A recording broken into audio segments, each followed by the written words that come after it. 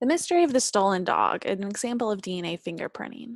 Quarantine has caused the neighborhood to go a little crazy, and earlier today, Shirley let her dog Piper outside. A few moments later, she saw through the window someone steal the dog. But who did it? Surrounding neighbors were called into question. The DNA collected was from the witness, who is Shirley, the suspect 1, who is Shirley's neighbor and son of suspect 2, suspect 2, who is Shirley's neighbor as well, and suspect 1's father, suspect 3, who is Shirley's next door neighbor, and suspect 4, who is Shirley's neighbor up the street who hates her. The suspect took off Piper's collar and left it at the scene of the crime. Fingerprints were found on the collar, so we're going to use VNTR loci matching to match the DNA to the ones found at the scene.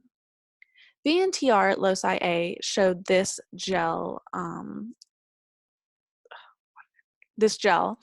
and it shows the evidence, which is right here with the first and the fourth one showing up. The witness, suspect 1, suspect 2, suspect 3, and suspect 4. So we have to match the evidence to the suspects for the loci A. The ones matching were outlined in pink, and this leaves us with suspect 2 and suspect 4. This crosses out the witness Shirley, suspect 1, and suspect 3 because their loci do not match the one found at the evidence.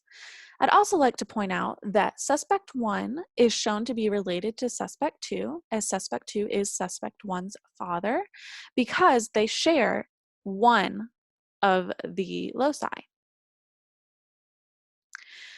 This is loci B, and it shows that now that we have suspect 2 and suspect 4 in question who matched with the loci A, we can see which one matches for loci B as well.